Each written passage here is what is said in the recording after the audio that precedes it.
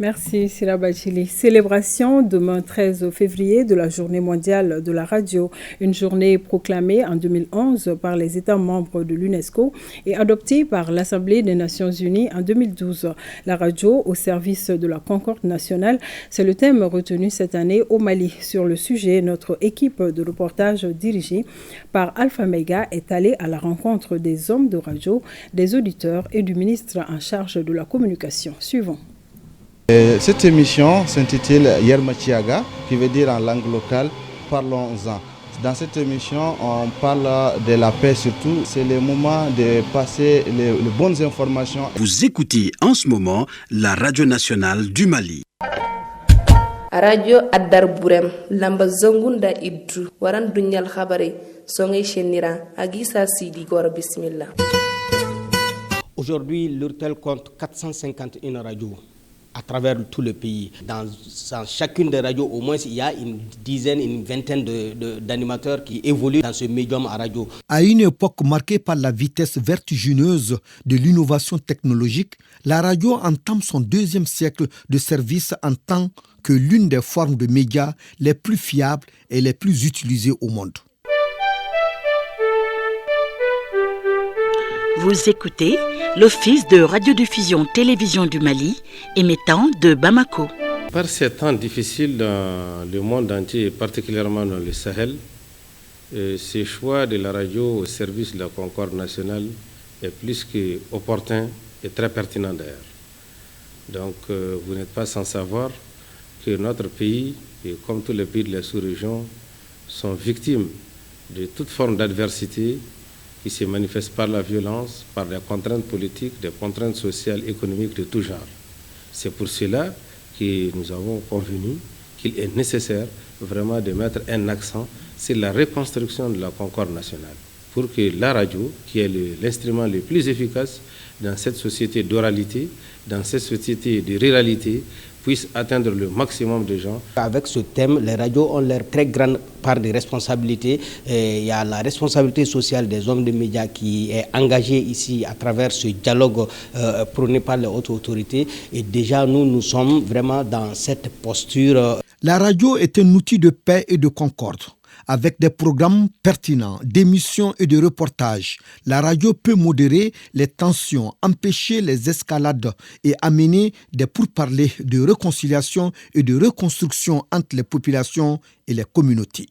Souvent même, on ouvre l'antenne pour que les gens puissent appeler et aussi donner leur point de vue par rapport aux thématiques débattues, surtout axées sur la paix. Je voudrais tout simplement inviter tous les auditeurs des radios à continuer à suivre les radios parce que c'est un instrument irremplaçable, à utiliser cet instrument pour faire du bon. Parce qu'il y a des radios qui ont été utilisées pour faire du mal.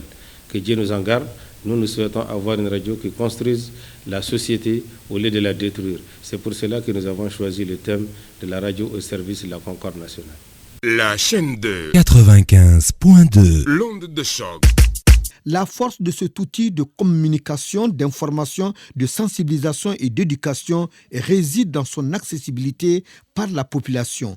Ainsi, les agents de radio sont des artisans de paix, d'où une exigence des auditeurs. Quelques rares fois, j'écoute la radio Mali. Et les autres radios? Et les autres radios, oui, Maliba FM. Et voilà, c'est tout. C'est la journée de la radio le 13 et le thème qui a été choisi, la radio au service de la concorde. Alors, quelle lecture faites-vous de ce thème? Qu'il véhicule de bonnes informations et voilà. Oui, exactement, j'écoute bien la radio. J'aimerais que les hommes de la radio travaillent dans la discipline, qu'ils donnent maintenant de très bonnes informations à la population et qu'ils soient au service de la population aussi.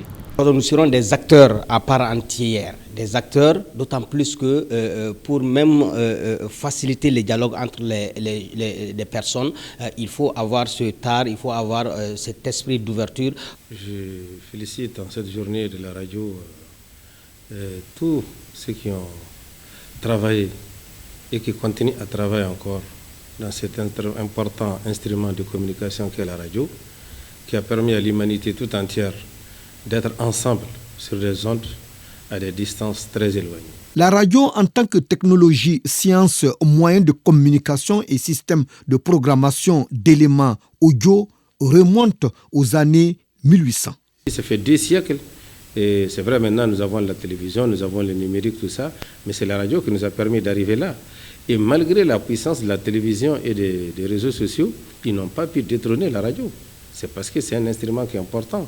Et d'abord, elle donne des informations, elle donne de la communication, elle donne de la musique, et elle fait ressortir aussi les valeurs culturelles de chaque peuple. Les ruraux qui sont en brousse, ils ne sont pas des gens lettrés. Donc, et ils écoutent la radio quand ils entendent une musique de chez eux, ils se disent, bon, ça c'est une partie culturelle de moi-même.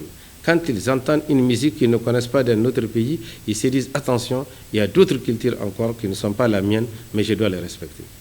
Le thème international de la journée mondiale de la radio en cette année 2024 met en lumière le passé remarquable, le présent pertinent et la promesse d'un avenir dynamique de la radio.